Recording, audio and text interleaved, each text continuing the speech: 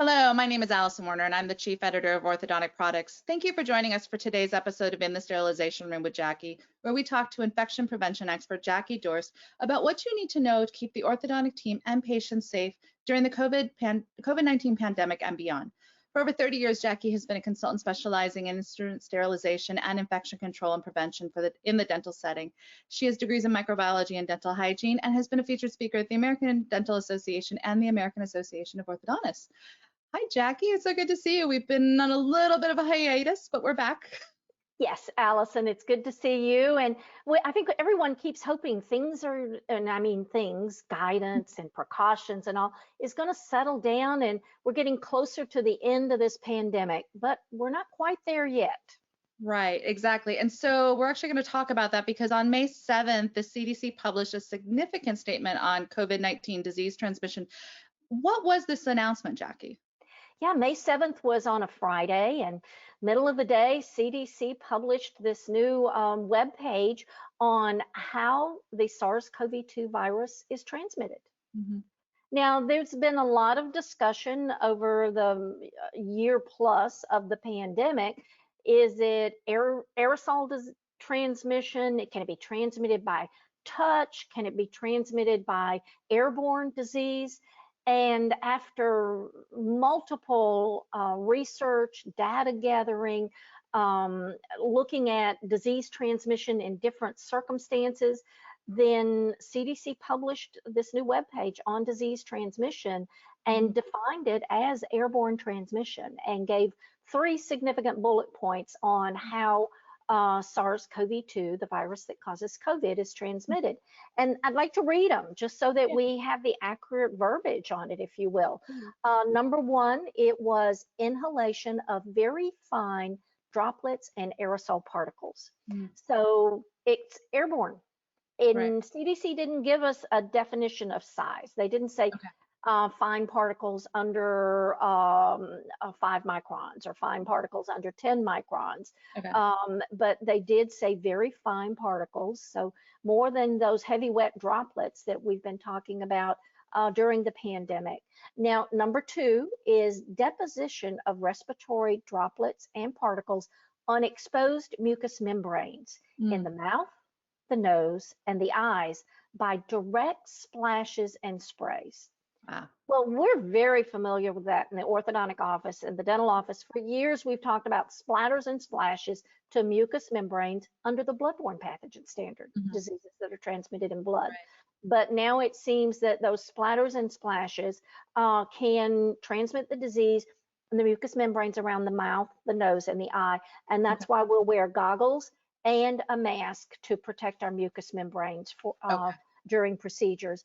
And then number 3, touching mucous membranes with hands that have been soiled, contaminated, either directly by virus-containing respiratory fluids or indirectly by touching surfaces with virus on them. Now, I think I need to elaborate a little bit on that touching surfaces. This is not just common surfaces like doorknob handles and countertops where we've seen the grocery store that, you know, they're disinfecting the carts and everything.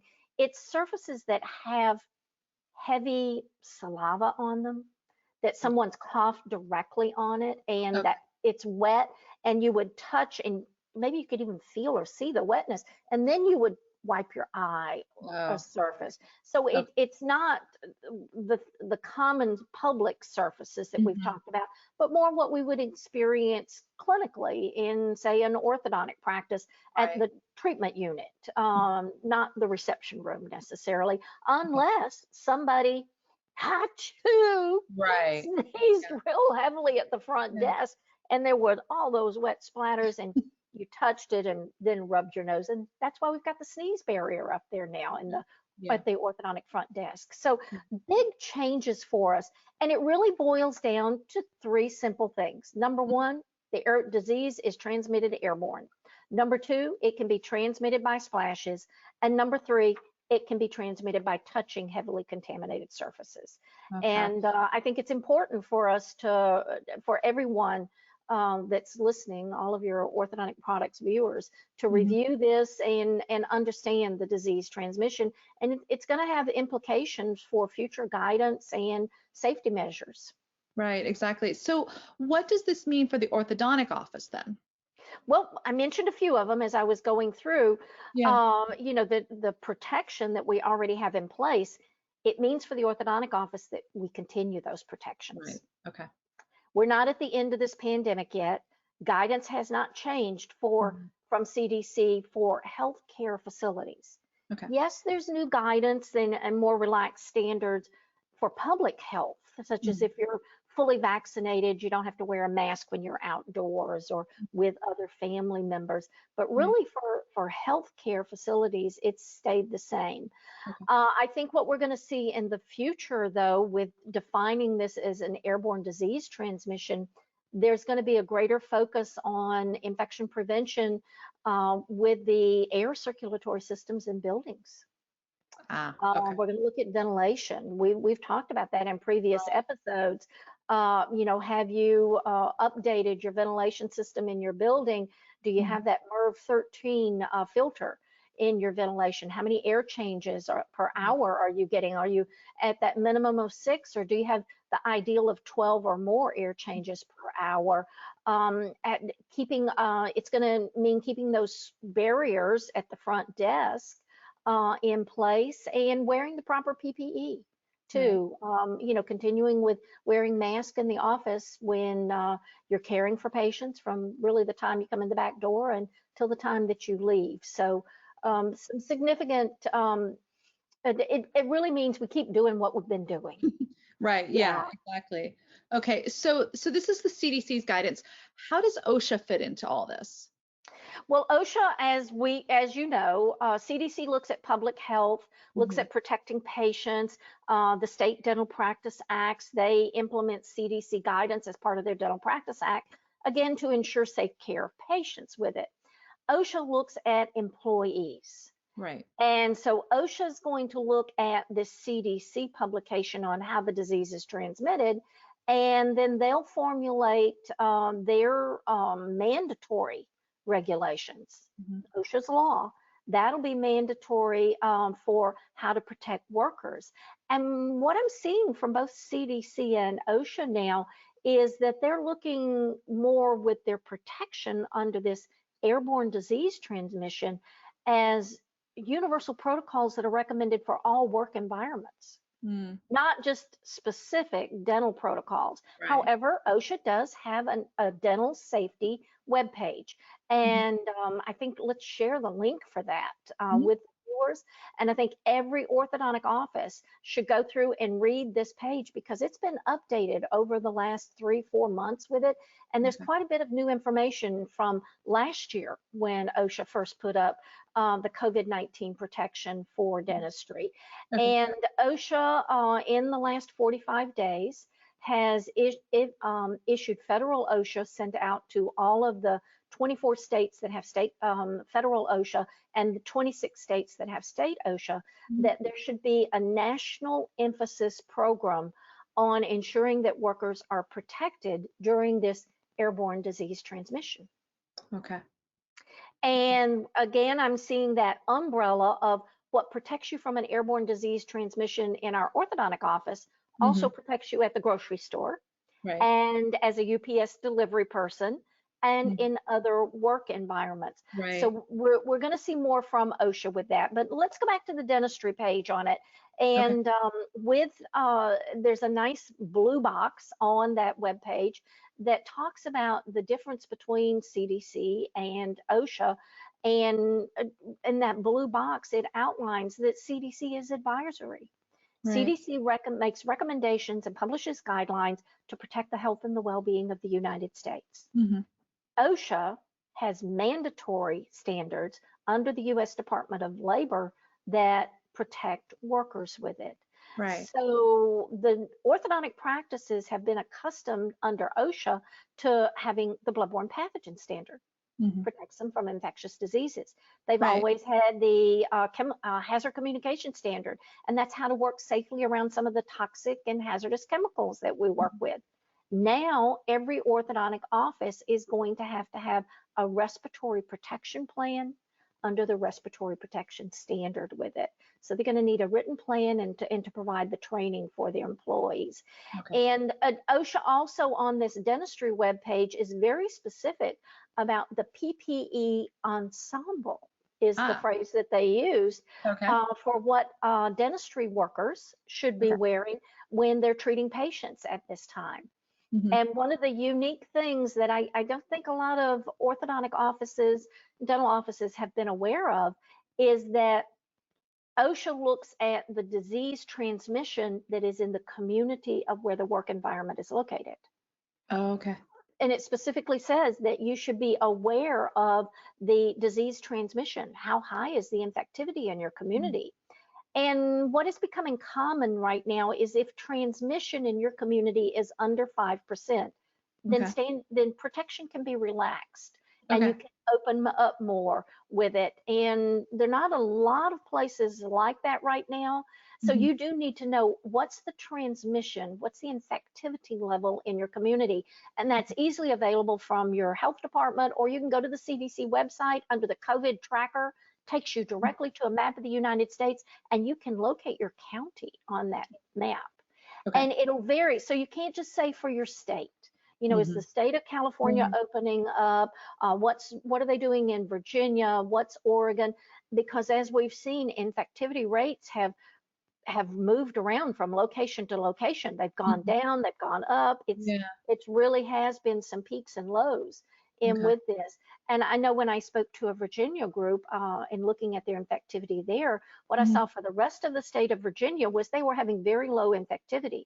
But when you get into the metropolitan area of Richmond, they had a very high rate of infectivity. Okay, so they would be at a different level on that PPP ensemble chart. Exactly, because when you look at the chart, the very left side of the chart is the PPE when your infectivity in your community is low. So when you're doing non-aerosol generating procedures under OSHA standard, you can wear a mask, a regular procedure mask. But when you're doing an aerosol generating procedure, then OSHA adds in that N95 respirator. Now, if you get into the center part of that box, of the graph with it, and it says transmission is higher or has not subsided, you're in that, say, middle range with it, then an N95 would be worn for all procedures with it. And then the final category is when there's extremely high transmission. What's the PPE that should be worn there? So that's basic from OSHA on the webpage for dentistry is saying know your community transmission level and then identify what's the PPE ensemble that you should be wearing to provide protection at that time. And then the important thing is at the very top of that webpage, it takes you to a link that is OSHA's Work Safe link. Okay. Oh, that's good. Well, so it looks like CDC and OSHA are both revising their guidance then. Yeah, they're with the latest information, and with vaccinations and the infectivity decreasing, we're seeing a lot more information come out. And what I am noticing from OSHA and CDC is that they're sort of providing an umbrella of precautions that should be used in all workplaces rather than, again, just giving us this dentistry. So at the very top of the dentistry webpage, it says that all dental practices and orthodontic practices should review the OSHA Work Safe guidance. That is the guidance for all workplaces. Well, on that OSHA Work Safe guidance, if we'll scroll down on the page about, I think it's under topic 3 or maybe topic 4 on there, they've actually given a lettered sequence A through H of the precautions that all workplaces should be going through. And I'd like to just go through those and list how the orthodontic office, how it affects those. So number A on there was eliminating the hazard by separating and sending home infected employees. So, I mean, we've known that if you're sick, stay home, don't bring the disease in. B is implementing physical distance. Well, we've already talked about if you're at a communal workspace, such as the front desk, can you sit 6 feet apart? And then installing barriers. You've got that shield at the front desk. Maybe separating different team members with it. D is suppressing the spread of the hazard by using face coverings. Well, we've talked about the mask. You put a mask on from the time you come into the building in the morning until the time you leave the building at the end of the day.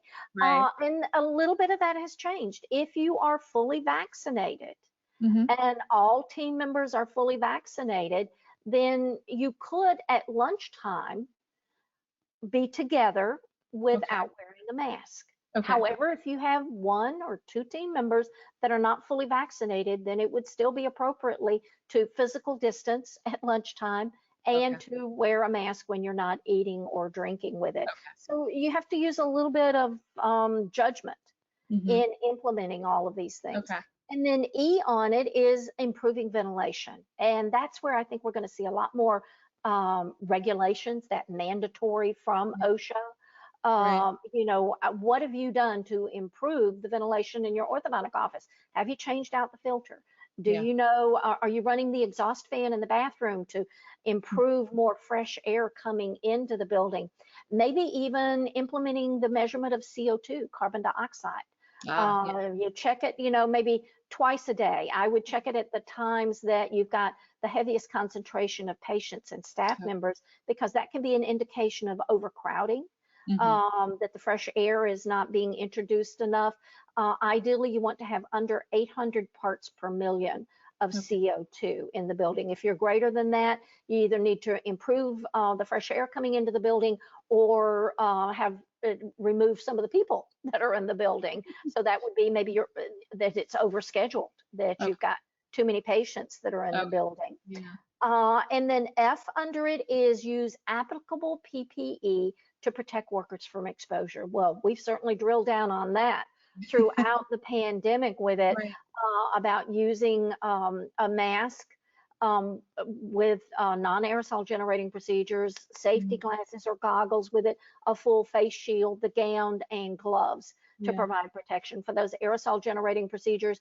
Then you move to the N95 respirator and doing the seal test every time you put it on. Right. And have you done a fit test on the brand of N95 respirator that you're using? All of Mhm. this should be part of your written respiratory protection plan. Right. So that needs, and do all the employees, have you provided training for them on how to do a seal test? Ah. And NIOSH has an excellent video that's available on YouTube, Mhm. even for that seal test training. And Mhm. then finally in there with G, it's providing the supplies necessary for good hygiene practices. That's your soap and alcohol-based hand rubs and using those appropriately. And then the last item is performing routine cleaning and disinfection. And orthodontic practices are right on that. They know Yeah. how to They got clean that. with all of those disinfectants and yeah, Mhm. in between. This is something, remember, this guidance is for all workplaces. So Right. places that haven't been disinfected, I know I've Yeah. certainly appreciated the new cleanliness in businesses that I go into now with the OSHA guidance. Yeah. Exactly. Exactly. But orthodontic offices kind of have a leg up here because they've been doing a lot of this already. But Yes. yeah. Well, Jackie, thank you so much for unraveling this for all our viewers. Is there anything coming up that, I know you always do webinars and other things. Do you have anything coming up where they can kind of really dig deeper into this? Well, we do. The AAO annual session has been modified to a virtual platform. Everyone was optimistic that it would be live in Boston, but the pandemic restrictions just did not permit it. They were having a high infectivity rates Yeah. in Boston at that time. So I will speak on Friday, June the 25th at 6:30 in the evening. I'm hoping that all of your listeners join me, and I'll be reviewing the latest guidance and how it affects your orthodontic practice from CDC, from OSHA, from EPA, from Mhm. FDA, and NIOSH. So we're going to drill down and do a quick how to get your orthodontic office safe and get through the remainder of the pandemic, Right. because we are getting closer Yeah. to getting back to normal. I love the phrase #finish strong. We just need to finish strong right now. So I'm looking forward to our virtual AAO meeting on June the 25th. Great. Well, I hope you all will go check that out. Jackie always has great information for you. And check back soon for the next episode of In the Sterilization Room with Jackie. In the meantime, to catch up on past episodes or to check out the latest orthodontic industry news, visit our website, orthodonticproductsonline.com. Until next time, take care and stay safe.